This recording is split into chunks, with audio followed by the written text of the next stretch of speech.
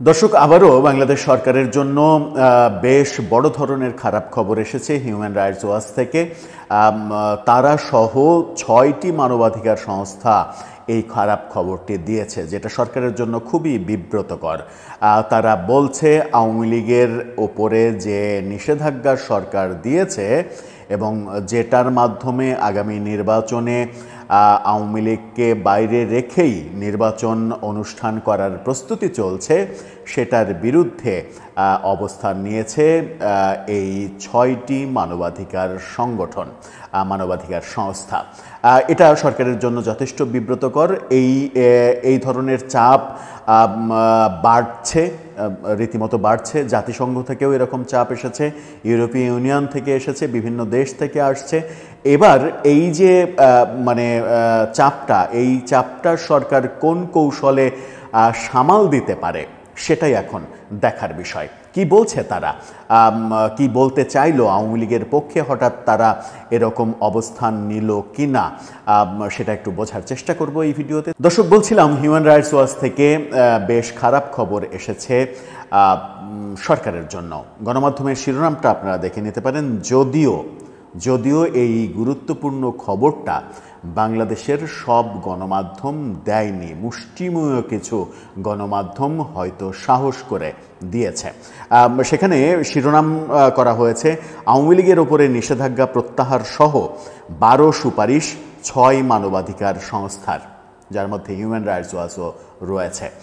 আওয়ামী লীগের ওপরে নিষেধাজ্ঞা, যেটা কার্যক্রম নিষেধাজ্ঞা, সেই নিষেধাজ্ঞা তুলে নেওয়ার কথা বলেছে তারা। সেটা সহ 12টা প্রস্তাব দিয়েছে। কি প্রস্তাব, কোনগুলো সরকারের পক্ষে গেল, কোনগুলো বিপক্ষে গেল, একটু বোঝার চেষ্টা করি। সেখানে বলা হচ্ছে আওয়ামী লীগের ওপর নিষেধাজ্ঞা প্রত্যাহার সহ 12টি সুপারিশ আমলে নিতে প্রধান উপদেষ্টা ডক্টর মোহাম্মদ ইউনূসের প্রতি যৌথভাবে খোলা চিঠি দিয়েছে 6টি আন্তর্জাতিক মানবাধিকার বিষয়ক সংস্থা। সবাই আন্তর্জাতিক মানবাধিকার সংস্থা। সেই সাথে তারা অন্তর্বর্তীকালীন সরকার মৌলিক স্বাধীনতা পুনঃপ্রতিষ্ঠা, আইন সংস্কার শুরু করা এবং গুম ও অন্যান্য মানবাধিকার লঙ্ঘনের ঘটনার তদন্তের মতো গুরুত্বপূর্ণ পদক্ষেপের প্রশংসাও করেছে। অর্থাৎ কিছু পদক্ষেপের প্রশংসাও করেছে তারা। হিউম্যান রাইটস ওয়াচের নিজস্ব ওয়েবসাইটে এই খোলা চিঠি প্রকাশ করা হয় যে 12টি সুপারিশ আমলে নেওয়ার জন্য সরকারের কাছে তুলে ধরা হয়েছে, সেগুলো হলো জবাবদিহিতা ও বিচারের নিশ্চয়তা, নিরাপত্তা খাতে সংস্কার, গুমের অপরাধ নির্ধারণ ও তদন্ত কমিশন শক্তিশালীকরণ, জাতীয় মানবাধিকার কমিশনের সংস্কার, ব্যক্তির স্বাধীনতা রক্ষায় আইন সংস্কার। ব্যক্তির স্বাধীনতা একটা গুরুত্বপূর্ণ কথা বলেছে তারা। ব্যক্তিগত তথ্য সুরক্ষা ও নজরদারি সীমিতকরণ, অর্থাৎ ব্যক্তিগত তথ্যের উপরে নজরদারি করার প্রসঙ্গ বারবার আসছে। সরকার নানাভাবে নাগরিকদের ব্যক্তিগত ডিভাইসে আড়ি পাতার চেষ্টা করছে, এরকম নানা খবর কিন্তু ছড়িয়ে পড়ছে। সেই ব্যাপারেই তারা বলছে যে ব্যক্তিগত তথ্য সুরক্ষা দিতে হবে। রাজনৈতিক উদ্দেশ্য প্রণোদিত মামলা প্রত্যাহার, অর্থাৎ তারা এটাও বলছে যে গত 14 মাসে রাজনৈতিক উদ্দেশ্য প্রণোদিত মামলা হয়েছে।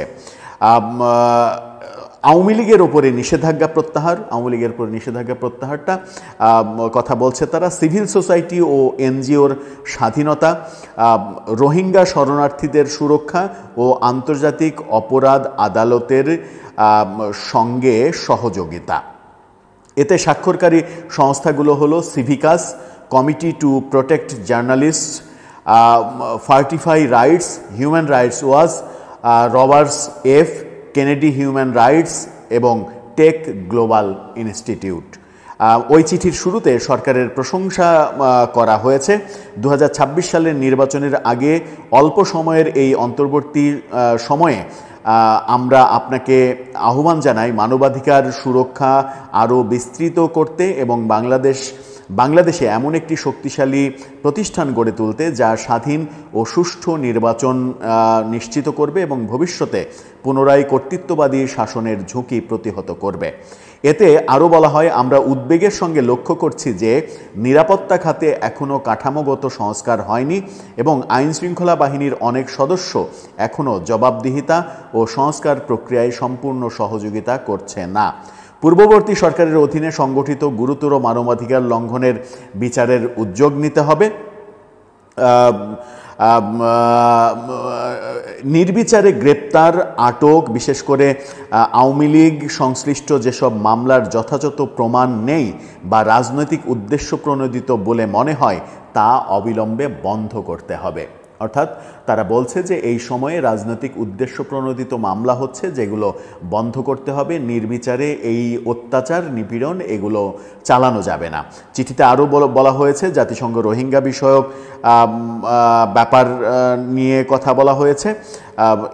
এই জবাবদিহিতা ও বিচারের নিশ্চয়তা, নিরাপত্তা খাতে সংস্কার, গুমের অপরাধ নির্ধারণ ও তদন্ত কমিশন শক্তিশালী, এটা সরকারের পক্ষে বলা হয়েছে। জাতীয় মানবাধিকার কমিশনের সংস্কার, মানবাধিকার ব্যাপারটা বাংলাদেশে এখনও প্রতিষ্ঠিত হয়নি, সেই কথা তারা বলছে। ব্যক্তির স্বাধীনতা রক্ষায় আইন সংস্কার, অর্থাৎ প্রত্যেক ব্যক্তির স্বাধীনতা রয়েছে, নারী পুরুষ নির্বিশেষে সবাই স্বাধীনভাবে ধর্ম বর্ণ গোত্র নির্বিশেষে স্বাধীনতা ভোগ করবে, সেই ব্যাপারে কথা বলা হয়েছে। ব্যক্তিগত তথ্য সুরক্ষা ও নজরদারি সীমিতকরণ, এই ব্যাপারে কথা বলা হয়েছে। যেটা বললাম যে কারো কোনো তথ্য নেয়ার জন্য এই যে আড়ি পাতা নিয়ে এত সমালোচনা হয়, সেই কাজটা করা যাবে না।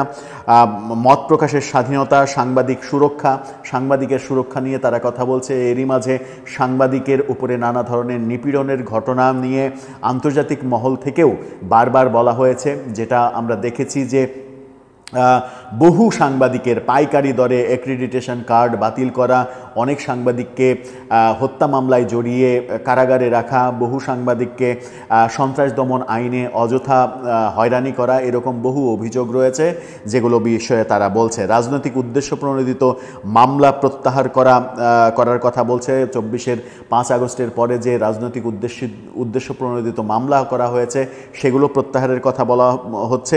আওয়ামী লীগের উপরে নিষেধাজ্ঞা প্রত্যাহার করতে হবে। সেখানে বলা হচ্ছে যে সন্ত্রাস বিরোধী আইনের আওতায় আওয়ামী লীগের কার্যক্রমে যে সামগ্রিক নিষেধাজ্ঞা দেওয়া হয়েছে তা অবিলম্বে প্রত্যাহার করতে হবে। এটি গণতান্ত্রিক স্বাধীনতা ও বহুদলীয় রাজনীতির পথে বাধা সৃষ্টি করে। প্রতিবেদনে বলা হয়েছে জাতিসংঘের ফেব্রুয়ারি 2025 সালের ফ্যাক্ট ফাইন্ডিং প্রতিবেদনে বলা হয়েছে গণতান্ত্রিক পুনঃপ্রতিষ্ঠার স্বার্থে রাজনৈতিক দল নিষিদ্ধ করা থেকে বিরত থাকতে হবে, এবং তারাও একই কথা বলছে। সিভিল সোসাইটি ও এনজিওর স্বাধীনতার কথা বলছে, রোহিঙ্গা সুরক্ষার কথা বলছে, এবং আন্তর্জাতিক অপরাধ আদালতের ব্যাপারে পূর্ণ সহযোগিতা এবং সেখানে নিরপেক্ষতা যেন বজায় থাকে সেই কথা বলছে। এই যে 12টা পয়েন্ট দিয়েছে, 12টা পয়েন্টের 2-3টা পয়েন্ট সরকারের প্রশংসাসূচক হলেও অধিকাংশ পয়েন্টই সরকারের জন্য বিব্রতকর, এবং আওয়ামী লীগের নিষেধাজ্ঞা প্রত্যাহার করা, এটা সব থেকে করতে হবে তারা বলেছে, এটা সব থেকে সরকারের জন্য বিব্রতকর। এবং এই যে অযথা বিভিন্ন লোককে মামলায় ফাঁসানো, কারাগারে রাখা, সাংবাদিকদের সুরক্ষা না দেয়া, মত প্রকাশের স্বাধীনতা না থাকা, এই ব্যাপারগুলো সরকারের জন্য খুবই উদ্বেগজনক ব্যাপার।